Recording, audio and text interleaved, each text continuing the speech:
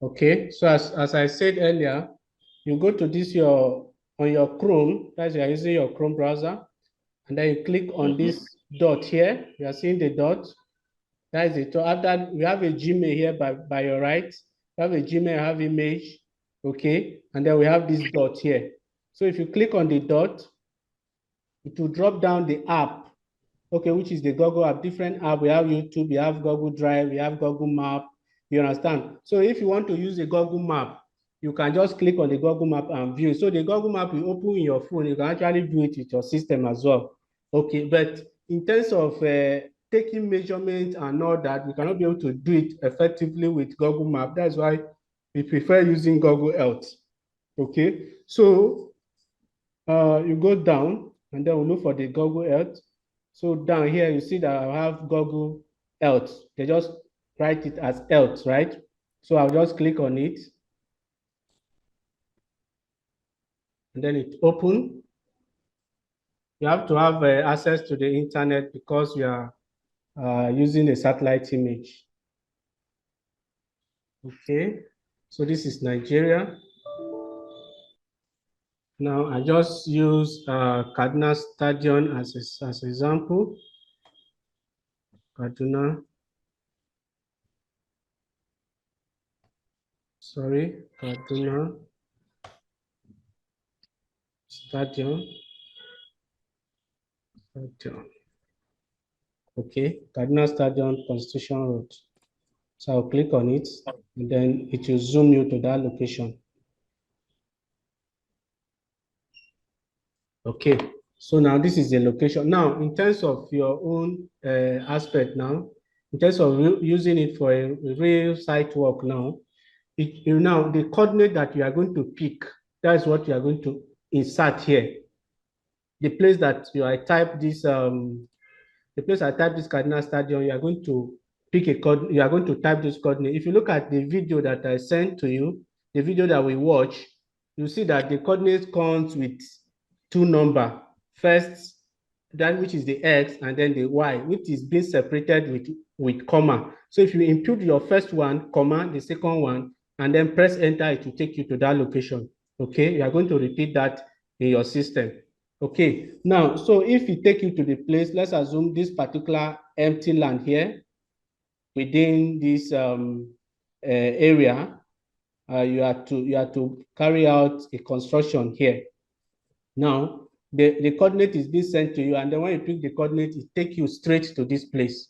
So what do you need to do? You need to actually know the route that will take you to that particular place. So now you can see from here, this is River Kaduna. Okay, so now you know quite okay, at that River Kaduna, after you cross the River Kaduna, you possibly see an entire road that will take you to that particular site. Okay, now our concern is not the road now. We actually need to get information about the site. Now from here, now you see that we have a proposed building. You have an existing building here. Okay, possibly that building need to be demolished, or maybe it's an existing building there and then you want to construct an additional structure there. Or possibly your own job function is actually, sorry, let me accept some participant. Okay, so now your job function is actually to maybe do a landscape. Okay, so now you need to actually take the whole measurement of the place without necessarily going to the site. So how do you do that? You zoom to the place that you want to take the measurements. You can zoom using your mouse. Okay, and then you click on this button here. You see this icon, measure distance and area. Okay, so if I click on this measure distance and area, now you see that it shows distance. Now we are seeing distance in meter. So what I'll do, I'll just come here at this point, and then I click. Okay, I'll click and then take the distance. Let's assume this is the end of the site. Let's considering the green area. So this is the end of the site. I'm having 108.17 meters. Okay, and then I click and then I change direction. Now, one thing is that at every point, the measurement increased. So if you are doing a building and then if you are into a site, you are trying to bring out a boundary and then you want side by side measurement. then you have to actually write down your first measurement, and then you stop the measurement in that place by pressing escape, and then you pick another one and then take from here to here. Okay, because if you continue, like if I click from here and then I end here, which give me 87.79 meter, and then I continue to this place. Now it increases it. Okay, it did not give me this direction, the measurement for this direction only, which it will be difficult for you to actually get the perimeter that you are looking for, or the side-by-side measurement that you are looking for. Okay, but except if you want all the measurement together, you can just take them together and then you join them together like this, and then it will give you the total length of the area, or the total length of the land. So you see that we have the measurement in meter, and then we have the area of the land. So what you need to do is just to get your informations attached. Okay. Then another thing again is that, sorry, yes. How do we achieve this on irregular shapes, please? Irregular shapes. Okay. Now irregular, no matter the shape you are. So let me just escape this particular one. Then I'll pick the measurement again. Now irregular shape, I can go like this. Okay. And then possibly it end here, and then it can come down. You see the movement? So any shape that you want, you can take it. Okay. Let's assume you don't want this this building attached to your measurement that you are taking. So like this particular one now, you see that there's a curve here, so I can stop it here and then I change direction. So at every point that you want to take your measurement, you can just click on that point, from that point to the next point that you want to take. And then if you are calculating it as an area, you can do it, and then when you close, it automatically gives you the area. I hope that answers your question, right? That answers my question. Is it possible to extract this from Google Earth? Yes, it's possible. Now, that is the next thing that we are going to do. Yes, it's possible we can extract it, okay? This particular shape, because this particular shape now, this is what you can now extract and take it to the software that we are going to use for the management, okay? So how do you extract it? Now, you go to your project. Now, the next icon at the top here, you see the right project. You click on it, okay? Then you say create. Okay, you can create a KML project or create a project in Google Drive. Okay, so now this time around, let's create a KML project. Okay, the KML project is the format. For example, now you have maybe in AutoCAD you have DWG, we have DSF. Okay, let's say Microsoft, we have Docs. Okay, now in GIS there are different formats that the software understand. We have shapefile, we have JSON, we have KML, we have KMZ. Okay, all these things are different formats. We are going to explain that when we start the software fully. So now I can create a KMZ file project. Then I'll now type the name. Let's assume site in Taraba. Okay, let's say site in Taraba, and then I'll click OK. Then I can click on this button, and then you see export as KML file. I've already saved this shape that I've drawn now. So you see, you can export as KML file. So now if I click on export as KML file, now you see that it's being downloaded. You see under my download section here, it's being downloaded. So now this file that you export now is a file format now that you can take it to the GIS environment. That is the QGIS. I'm going to repeat the whole process again. So just look at me. Now I zoom to this place. So I'm taking another site. And let's assume this particular site now, as Mr. Jeremiah is talking about irregular shape. So I'll use this particular site now. So now, first of all, I'll pick this major distance. I'll click on it. Then I'll pick my boundary, okay, from here to here, giving me 8 point something. And then to this place, it increased. And then to this place, it increased. And then I close it. Okay, and then give me the area of the land, right? Now, I can now go to my project, which is the project here. Yes, sir. Okay, I click on the project, then I'll go to new. You see, we have project here. This is the first one that I create. I can delete it if I don't want it. Okay, but now I don't need to delete it. You just forget about that, and then we'll go to new project. Then you are asked to create a KML project, right? Create a KML file. So I'll click on it, and then ask me for a name, and then I can call this thing as site 2. Just give me the name of the site, possibly the name of the client, or any name that you use to differentiate it. Okay, and then you click OK.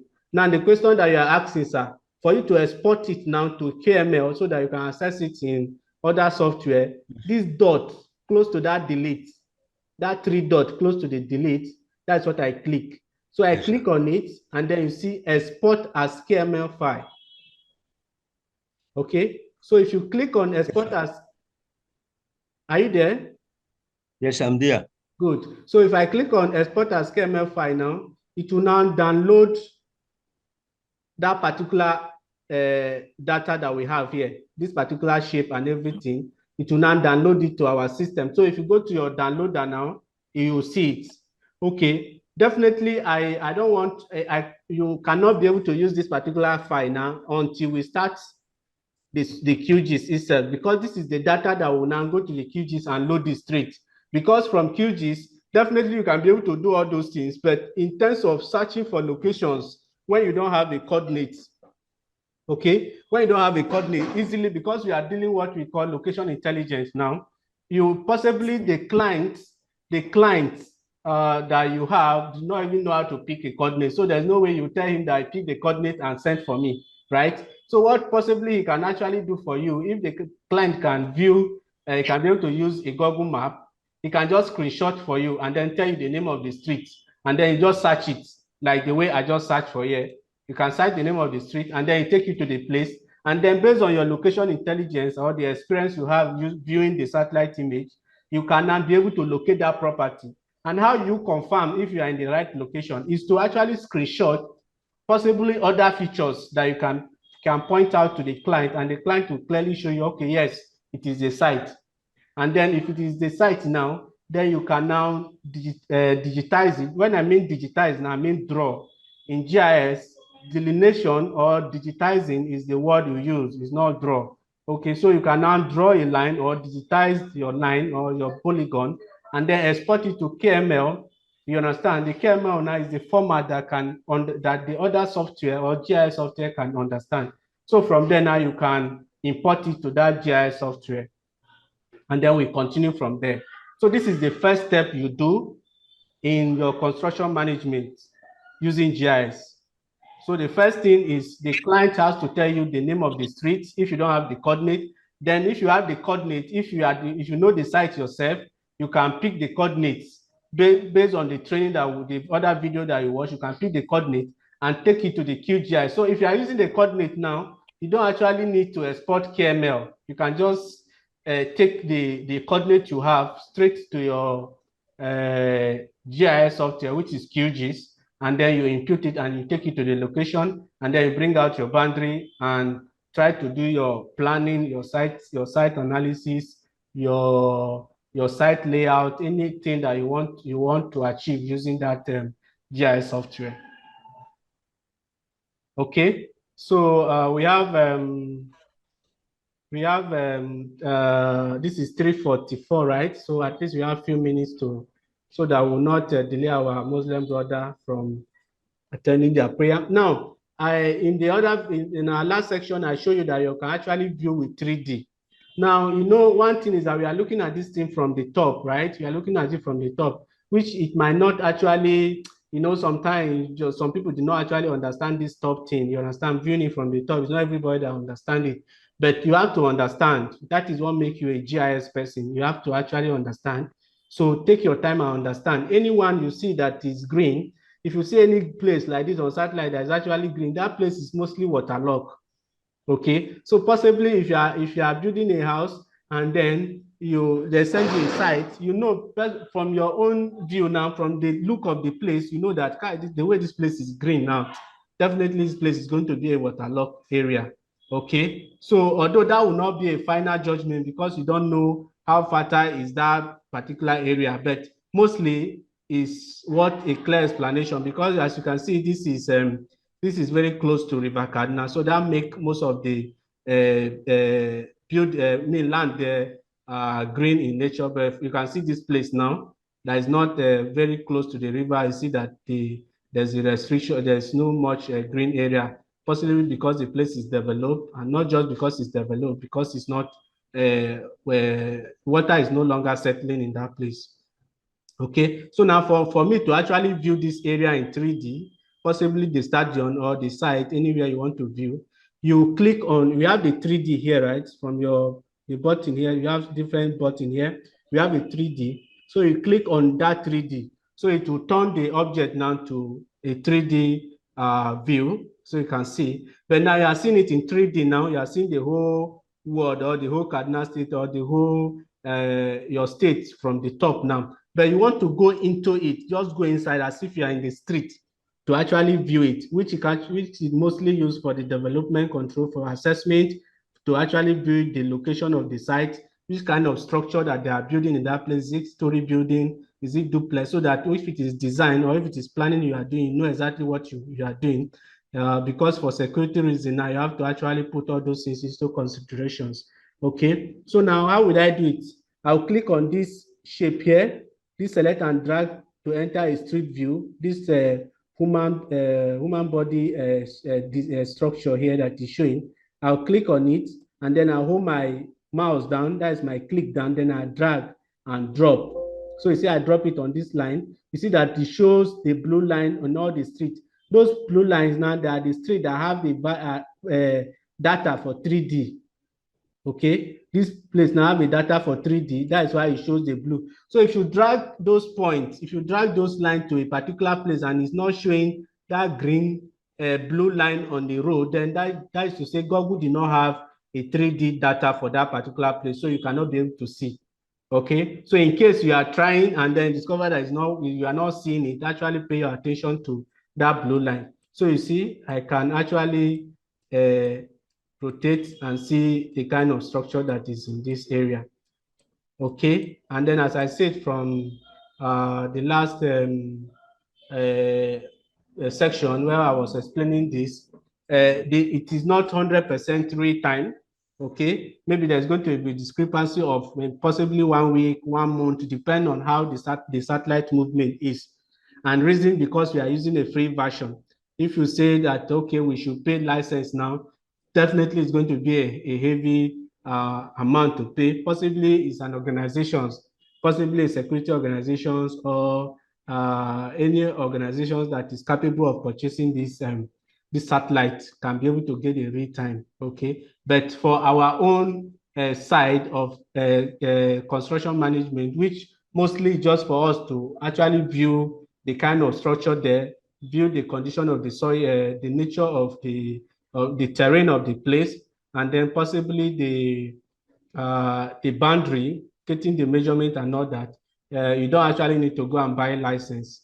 Reason because the license is not actually a small amount that you just purchase like that, except if your organizations want to actually purchase that. Okay, so as you can see, I can rotate it. Okay, I can view this place. I can view place. You can zoom. Okay, to see more. Okay, so and now you want to go back to your 2D again. You can just click on 2D back. So okay, you click on this human body. That is the human structure first before you click on the 2D. So you click on the human structure. It will take you back to the same view that we have. Okay, so this is a brief explanation on how you can actually use your Google Earth to view location. The main reason is just for us to view location so that you can easily see what you are doing, or the place that you want to construct your house, or the place you want to do your project. Possibly, I'm focusing more on house. Possibly in terms of your road construction, you can digitize your road as well. Instead of following this thing. This is the road now. You have a road construction from here, from Kaduna to Abuja. You don't actually need to travel. You can digitize the road. Okay, you can digitize the road, zoom down, and then follow, and then you can know the measurement of the road from Kaduna to Abuja. And then possibly you want to do a setback. Okay, you want to do a setback so that you know possibly if an expansion, if the road is under expansion, and then you want to know how many buildings that is going to be affected in the expansion for government to compensate, you can actually create all those things using buffering. We are going to do that in the course of this workshop. We'll create a buffer so that you can know the number of houses that is going to be affected in your road construction. If you are constructing a train, I remember we actually work with Kajis. We did I personally produced a map and then a buffer map of a train track from Kaduna to Kano. Okay, so we actually consider, okay, when we come to a particular village, how many buildings that this construction is going to affect, because government need to compensate them. All those things is the function of GIS. You don't actually need to go and start counting all houses and all that. You can view all those things. Possibly if you use AutoCAD can give you the distance at which it can cover, possibly your offset, but you cannot view it like seeing the images. You cannot see the number of buildings or structures or whatever that it will be affected, that the construction is going to affect. Okay, so these are the example or the basic way where GIS can help us as a construction professionals or as a construction or as a professional in the construction industry. Okay, so I don't know if there's any question. Any question on this?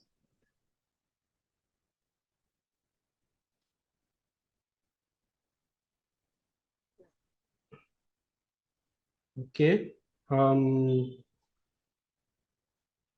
Is there any question?